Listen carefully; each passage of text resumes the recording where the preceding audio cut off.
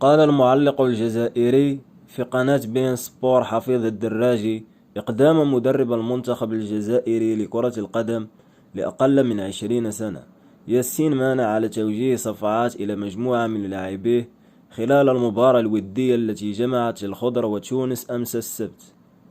ونشر الدراجي على حسابه في موقع فيسبوك فيديو للمدرب مانع وهو يصفع لاعبيه، وعلق قائلا: